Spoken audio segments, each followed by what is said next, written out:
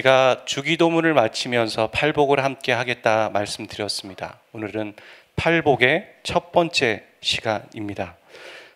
오늘 말씀은 마태복음 5장 3절입니다. 찾지는 않으셔도 될 것 같고요. 저 본문에 있는 이 화면에 있는 제목을 읽으시면 될 것 같습니다. 같이 읽어볼까요? 시작. 복이 있도다 심령이 가난한 자여 천국이 저희 것입니다. 우리가 팔복에 대한 정의가 좀 필요한 것 같습니다. 팔복은 무엇인가? 그거에 대해서 좀 살펴보려고 합니다.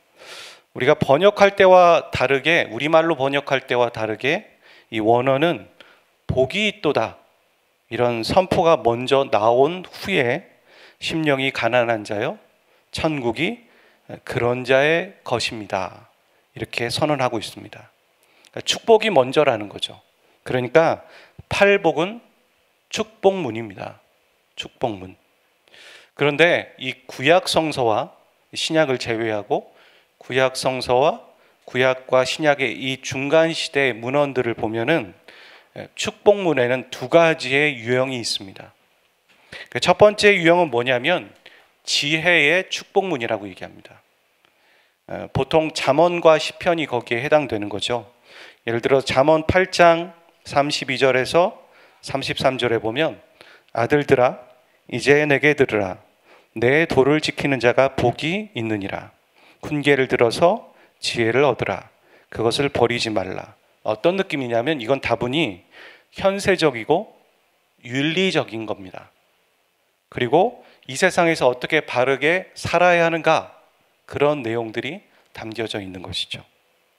하지만 두 번째 축복문은 무엇이냐면 다른 유형인데 종말론적 축복문이라고 그렇게 지칭합니다. 보통은 선지서에 많이 나옵니다. 예를 들어서 이사야 30장 18절 같이 한번 읽어볼까요? 시작. 여호와께서 기다리시나니 이는 너희에게 은혜를 베풀려 하심이요 일어나시리니 이는 너희를 긍휼히 이기려 하심이라. 대저 여호와는 정의의 하나님이시라. 복이 있도다. 그를 기다리는 자마다 복이 있도다. 이 축복문은 지혜의 축복문과는 성격이 다릅니다. 여기서 말하는 하나님의 때와 기다리는 때란 무엇이냐면 예수님이 다시 오시는 종말의 때를 말하고 있는 겁니다.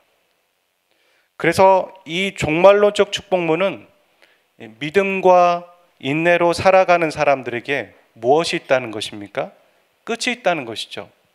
근데 그 끝은 나쁜 끝이 아니라 복된 최후가 있다는 것이고 해피엔딩이 있다는 겁니다. 그래서 고난과 역경으로 살아가고 있지만 믿음의 인내와 기다림을 갖고 살아가는 성도들에게 소망을 주는 거죠. 격려하는 거죠. 야, 끝이 있는데 끝은 복이야. 힘내, 힘내. 이런 메시지를 주고 있는 것이 종말론적 축복문이라고 얘기합니다.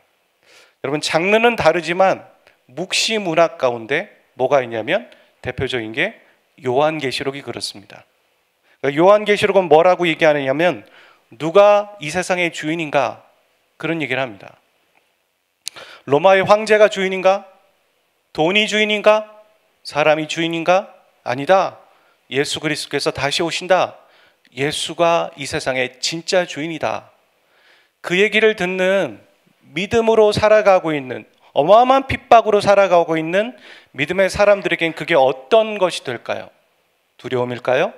아니죠. 위로죠. 그래서 요한계시록은 위로의 책입니다. 하지만 예수 그리스도를 믿지 않고 살아가는 사람에게는 공포가 되겠죠. 두려움이 되는 것입니다. 그래서 여러분 요한계시록을 읽을 때 위로를 주시기 위해서 그 글을 쓰셨습니다. 주께서는 위로를 받으시기를 바랍니다. 자, 그렇다면 팔복은 이 두 가지의 축복문 중에 어디에 해당될까요? 이 팔복은 우리에게 어떤 자질의 사람이 되라고 권면하는 도덕이나 윤리의 글이 아닙니다. 그런 성격의 글이 아닙니다. 그러니까 여기서 팔복을 읽으면서 복 받는 방법은 이런 거구나 이렇게 추출하시거나 이렇게 이해하시면 안 됩니다. 그게 아니라 팔복은 이미 예수 그리스도 안에 있는 자가, 그게 우리죠. 우리 각자가 어떤 사람인지를 말해주는 인증의 역할을 합니다. 여러분, 인증은 이런 거예요. 여러분이 보시는 오른쪽의 그림처럼 포장된 음식들에 보면 햇삽이라는 표시가 되어 있는 게 있죠. 저거는 위생 관리가 잘 돼 있다, 어떤 인증을 해주는 마크가 되는 것이고, 왼쪽에 있는 것처럼 우리가 코로나에 대한 관련된 백신을 맞으면 백신에 대한 인증 마크가 있지 않습니까? 증명서. 그런 겁니다. 그런 것처럼 팔복은 예수 안에 있는 우리가 어떤 사람인지에 대해서 말해주는 인증의 역할을 합니다. 그래서 당신이 그리스도 안에 있다면 당신은 이미 이런 복을 받았습니다. 복받은 자입니다. 라고 선언하는 역할이 바로 팔복입니다. 이 팔복의 선언을 통해 우리는 그래서 무엇을 깨달을 수 있냐면, 우리가 생각하고 있는, 각자가 생각하는 복의 정의가 얼마나 세상적이며 얼마나 세속적인지에 대해서 발견할 수 있어야 합니다. 반대로 우리가 그리스도 안에 있기 때문에 누리게 되는 복이 무엇인지 알고 그 진정한 복을 누리는 자가 되어야 합니다. 그러니까 저는 이 팔복을 배우면서 여러분 안에 이것이 있기를 원합니다. 충돌입니다. 그리고 갈등입니다. 아무렇지도 않게 말씀을 듣는데 아무렇지도 않다, 그건 이상한 거예요. 그 말씀을 듣고 분명한 찔림이 있고 갈등이 있고 고민이 있고, 그래서 그것이 변화인 거죠. 그것이 변화의 시작이지 갑자기 새 사람이 되고 갑자기 속 사람이 강건해지는 사람이 되지 않습니다. 페인이 있고 그 다음에 게인이 있는 겁니다. 고통이 있고 갈등이 있기 때문에, 충돌이 있기 때문에 변화가 있게 되는 것입니다. 그래서 저는 이 팔복을 선포하고 팔복을 듣는 저와 여러분 안에 갈등이 있고 충돌이 있으시기를 주의 이름으로 축복드립니다. 복의 정의가 바뀌어 가시기를 주의 이름으로 축복합니다. 예수 그리스도를 믿고 신앙생활을 한다는 건 무엇일까요? 가치가 변한다는 겁니다. 가치관의 변화가 있다는 겁니다. 예전엔 이것이 좋았는데 예수를 믿고 났더니 이것이 좋지 않더라는 겁니다. 예전에는 이것이 기준이었고 이것을 기준으로 살아갔는데 예수를 믿고 보니 그게 기준이 아니더라는 겁니다. 다른 것이 기준이어서 내 가치가 바뀌고 그 내 가치가 바뀌어 있기 때문에, 바뀌어 가기 때문에 내 외모가 바뀌고 내 행동과 내 말이 바뀌는 것, 그것이 성화입니다. 그리고 그 가치가 바뀌었을 때 진정한 예수님의 제자가 되는 거고 비로소 예수님을 따를 수 있게 되는 것입니다. 오늘은 첫 시간입니다. 복이 있다. 마음이 가난한 자여, 천국이 너희 것이다. 원어의 어순대로 제가 배열해서 적어봤고 읽어봤습니다. 여러분, 질문을 하나 해보죠. 마음이 가난하다는 건 어떤 의미일까요? 마음이 가난하다는 것은 부족하다라는 겁니다. 결핍이 있다는 겁니다. 그리고 공허하고 허전하다라는 것입니다. 우리는 참 많은 것이 부족해서 마음이 가난합니다.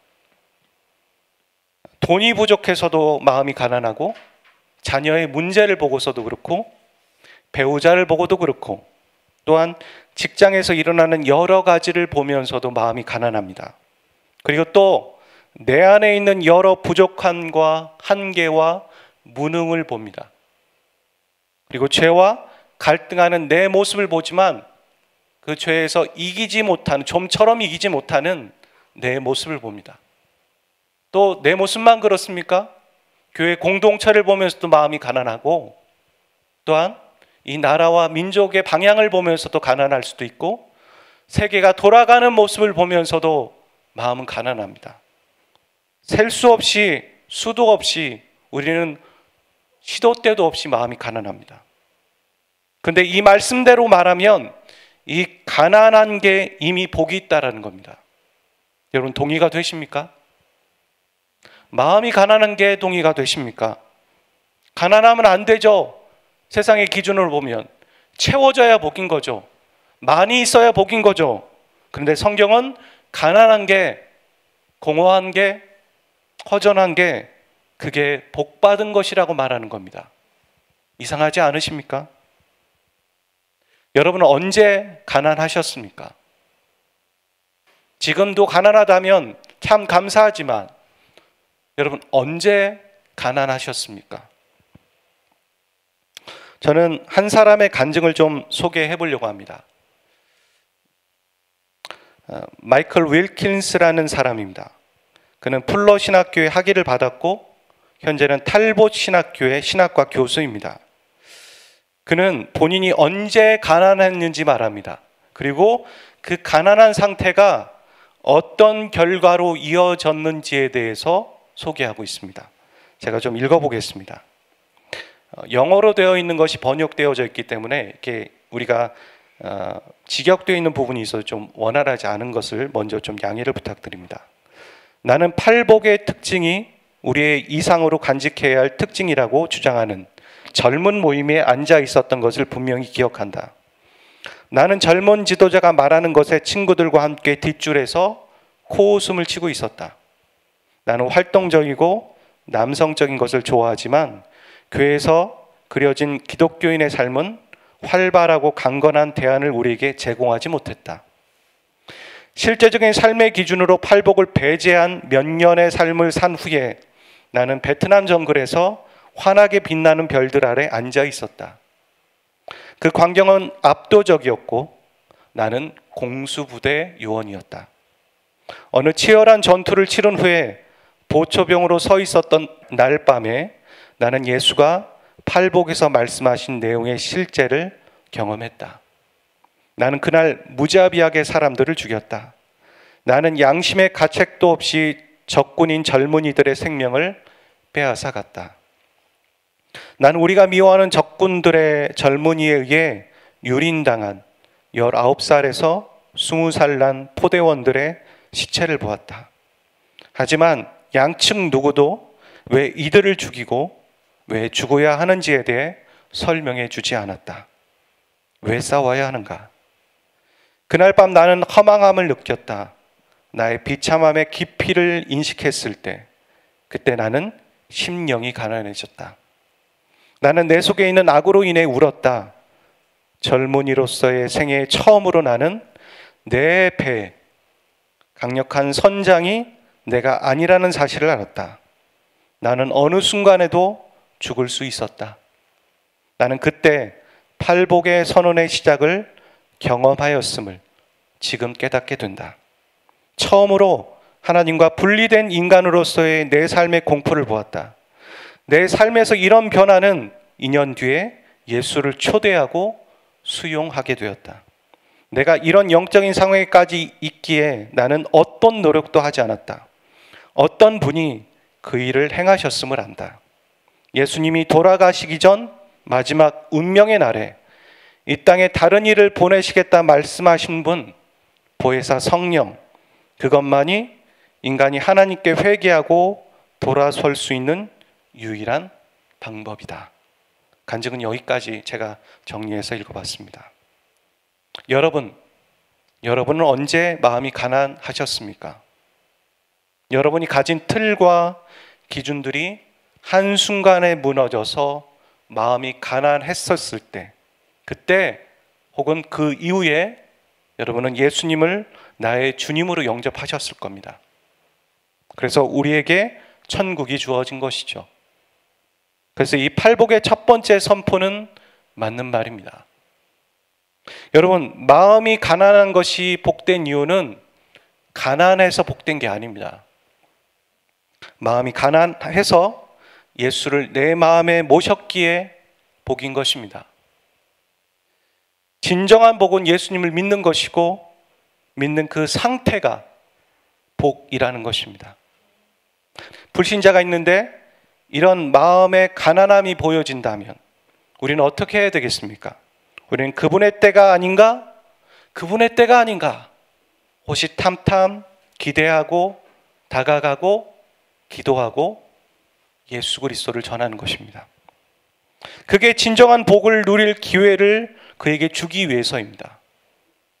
반대로 그의 마음이 여전히 가난하지 않다면 우리는 그분의 때가 당장은 아니겠구나라고 생각도 합니다. 하지만 모르죠. 그분의 때는 우리가 정하는 게 아닙니다. 짐작하고 예측할 수는 있지만 하나님의 계획은 우리의 생각과는 훨씬 다르고 크고 넓으시기 때문에 제한할 필요는 없는 것입니다. 불신자만이 아니라 우리도 여전히 마음이 가난합니다. 마음 한쪽이 허전하고 공허하고 외롭고. 여러분 그러시죠? 여러분 티를 안 내실 뿐이죠. 우리가 포장을 잘할 뿐이지 우리 마음 다 그렇습니다. 그래서 그 공허함을 달래기 위해 사람을 찾고 그 열등감으로 느껴지는 그 물건을 굳이 사서 내 마음에 채워야지만 물질로 채우고 그리고 음식으로 채우고 혹은 죄와 쾌락으로 채우는 겁니다. 팔복은 여러분 종말론적 축복문이라고 제가 말씀드렸습니다. 마지막을 기다리는 거예요. 그 때를, 하나님의 때를. 여러분 예수를 믿는다라는 건 나는 이미 천국이 나의 것이지만 이게 당장 우리에게 온전히 이루어지지 않은 거죠. 우리가 죽고 우리 개인의 종말을 맞이했을 때 누리게 되는 거지 않습니까? 그래서 지금은 그 간격이 큽니다. 지금은 그 믿음의 경주를 해야 되고 믿음의 싸움을 해야 되는 것이죠. 달려가야 되는 거죠. 기다려야 되는 거죠. 그걸 바라봐야 하는 거죠. 여전히 우리는 그래서 결핍의 상태에 있고 허전함에 있고 여전히 우리는 가난함에 있습니다. 죄가 있는 이 세상에 살고 있기 때문에 여전히 가난합니다. 그런데 가난하다고 해서 복이 아니라는 거죠. 가난하기 때문에 복이 아니라 가난해서 예수를 찾을 때 복이라는 거죠. 아멘. 가난해서 예수로 채울 때 그게 복이라는 겁니다.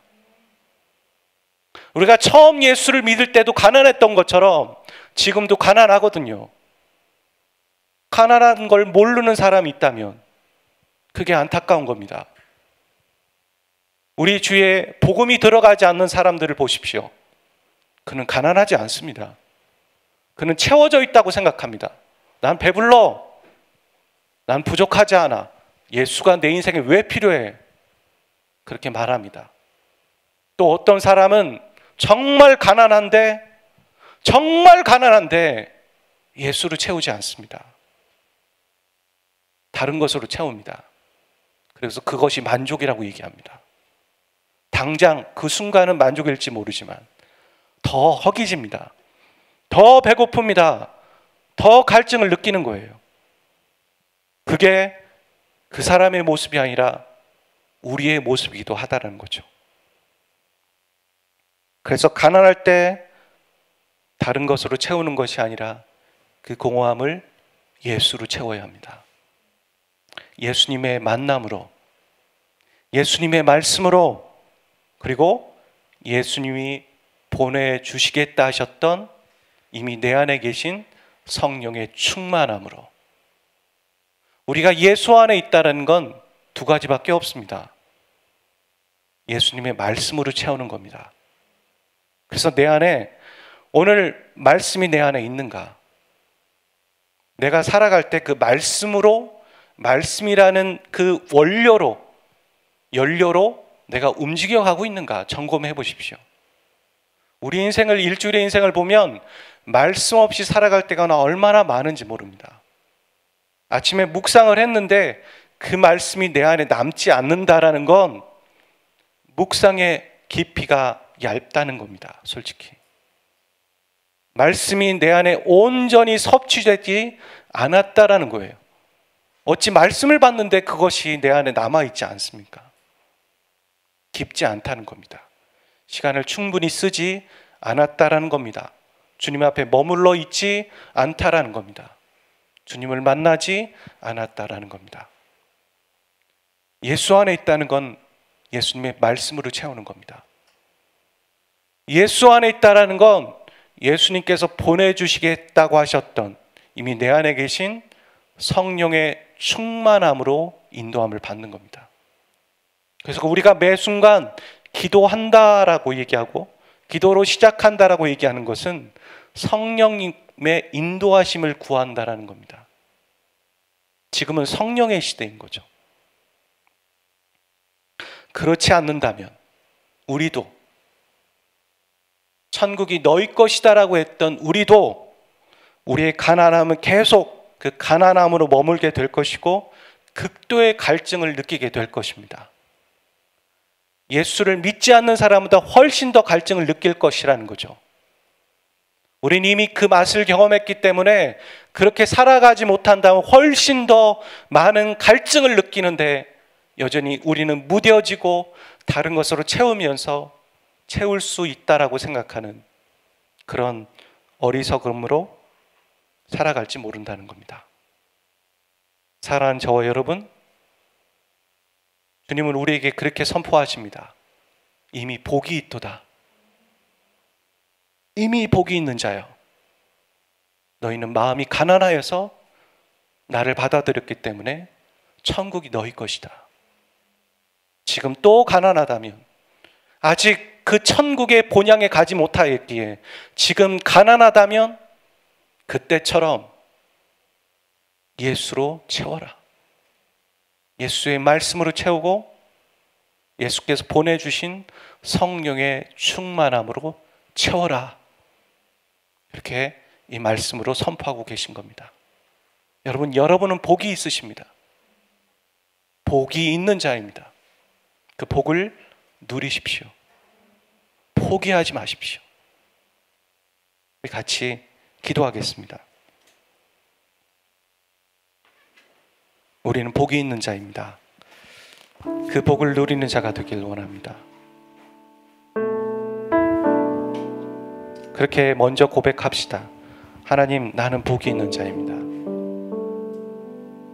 그 복에 대한 정의가 바뀌기를 원합니다. 이 첫 번째 기도. 두 번째는 내가 마음이 가난할 때 예수로 채우지 못하고 다른 것으로 채웠던 것을 회개합니다. 세 번째 기도는 예수님으로 채우겠습니다. 예수님의 말씀으로 채우고 그 성령의 충만함이 지금 내 안에 있기를 원합니다.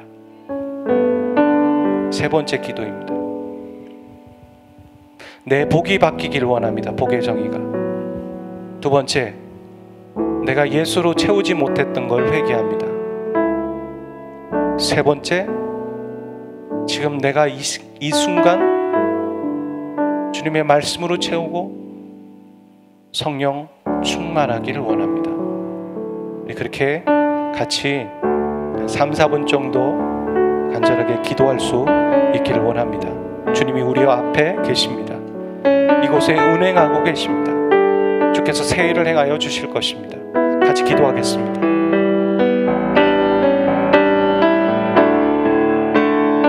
예수로 채우기를 원합니다. 주님, 가난할 때 예수로 채우지 못하였던 내 모습을 회개합니다. 예수로 채우지 못하였던 내 모습을 회개합니다. 나의 복에 대한 정의가 바뀌기를 원합니다. 하나님, 가난하여서, 없어서, 부족하여서, 더 많이 갖지 못하여서 불평하고 불편한 내 마음이 하나님 갈등을 느끼고 이 말씀의 충돌을 느껴서 하나님 진정한 복이 무엇인지 주님 그 복의 정의로 바뀌어지기를 소원합니다. 하나님 또한 기도합니다. 내가 예수로 채우기를 원합니다. 예수 그리스도의 말씀으로 채우고 예수께서 보내주신 성령의 충만함을 이 시간 입기를 원합니다. 우리 공동체가 우리가 그렇게 바로 예수로 채우지 못한 것을 회개하기를 원합니다. 우리가 예수로 채우지 못한 것을 회개합니다. 우리가 예수로 채우지 못하여서 하나님 이 부족함이 느껴지고 결핍이 느껴지고 이 갈증이 느꼈던 것들을 회개합니다. 그리고 예수로 채우기를 원합니다. 예수의 말씀으로 채우고 성령의 충만함으로 채워지기를 원합니다. 하나님, 우리가 이 복의 정의가 바뀌기를 원합니다. 이 복의 정의가 바뀌어서 하나님 주님이 정말 누리기 원하시는 그 복의 정의 안으로 들어갈 수 있기를 원합니다.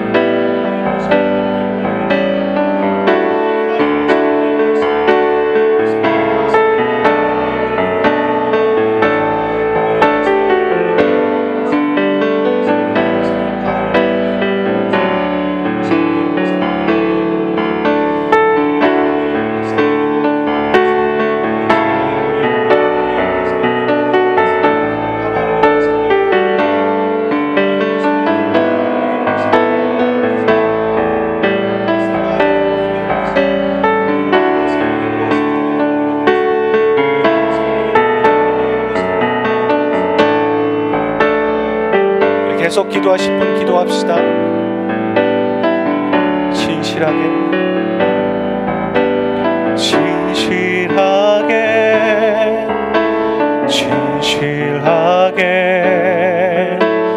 거룩하게 살게 하소서. 진실하게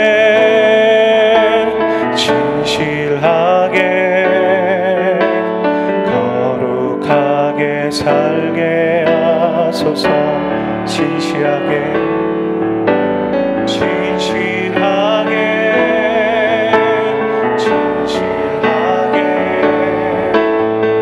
거룩하게 살게 하소서.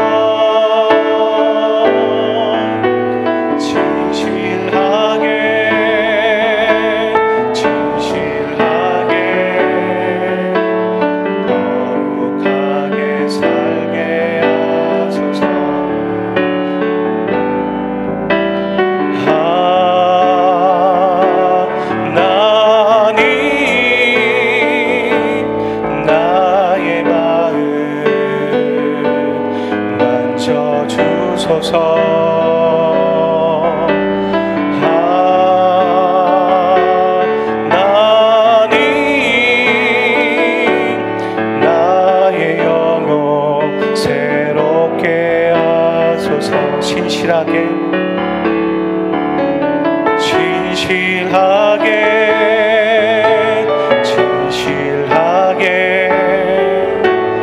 거룩하게 살게 하소서. 진실하게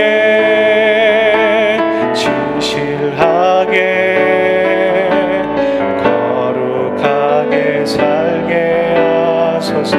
하나님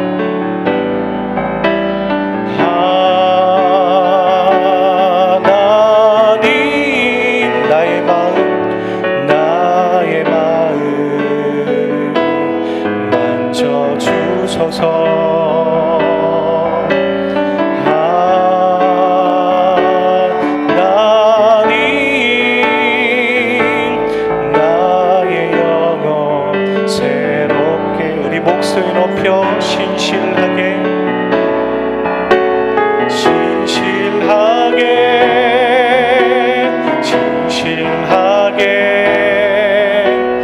거룩하게 살게 하소서.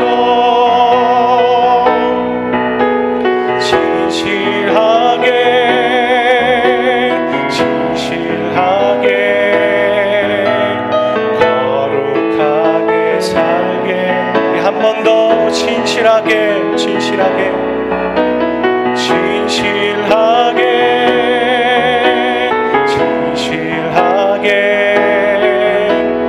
거룩하게 살게 하소서.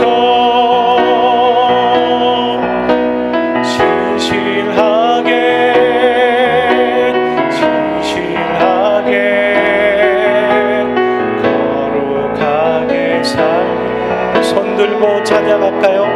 하나님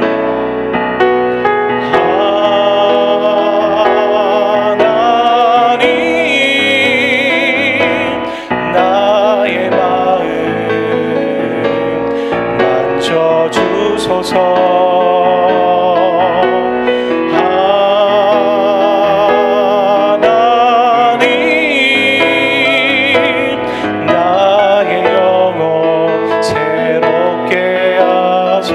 하나님 나의 마음 만져주셔서.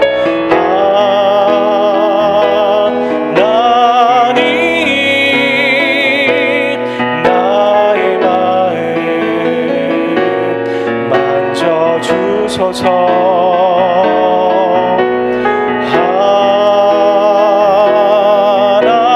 하나님 나의 영혼 새롭게. 하나님 나의 기도 들어주소서. 하나님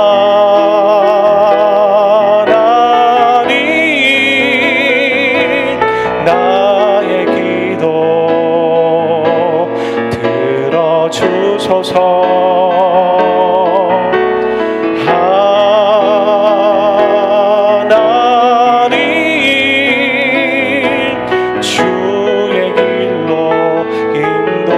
번만 더 고백할까요? 하나님 나의 기도 하나님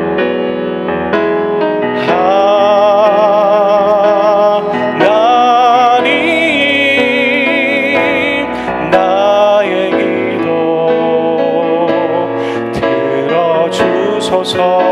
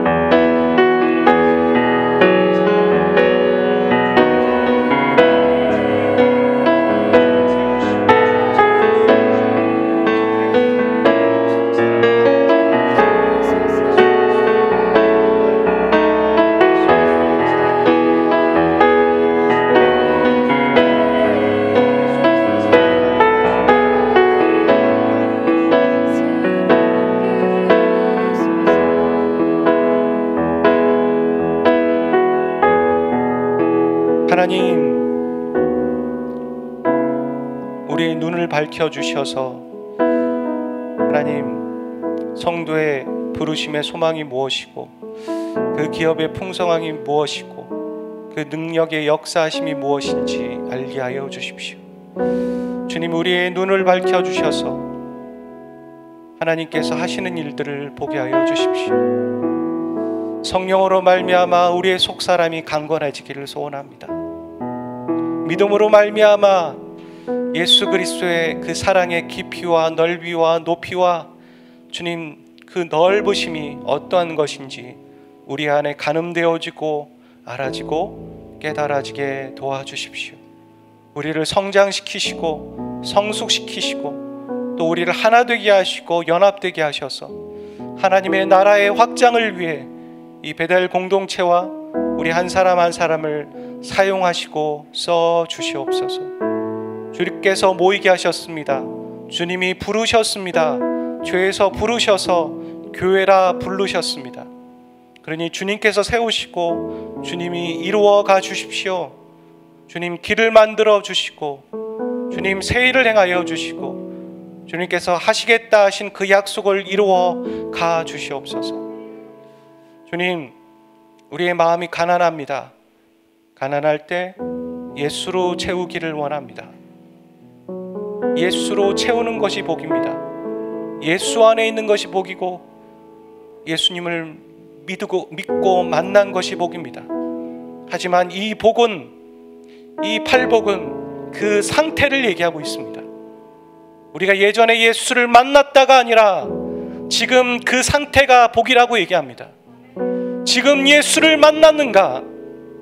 지금 예수를 내 안에 채우고 있는가? 내가 가난할 때 예수로 채우고 성령의 충만한 상태로 지금 있는가? 그것이 복되다라고 얘기합니다. 그래서 그 복은, 그 복의 누림은 매일 매순간 이루어져야 하는 것이지 오늘 이루어졌다고 내일 이루어지지 않는 것이 아닙니다. 매일을 살아가야 되는 복입니다. 매일 살아내는 힘을 우리 안에 부어주십시오. 우리의 안에 우리를 뛰어넘을 만한 능력이 없음을 너무나도 발견하게 됩니다. 주님, 우리를 뛰어넘을 만한 능력이 우리 안에 없음을 발견하고 탄식하게 됩니다. 주님, 우리를 뛰어넘을 만한 능력은 우리에게서 나오지 않는 것 같습니다. 주님, 부어주십시오. 부어주십시오. 주님이 그래서 행하여 주셔야 합니다.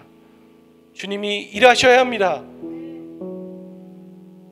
그리고 그 모든 것은 주님이 하신 것이고 주님께만 영광 올려드립니다.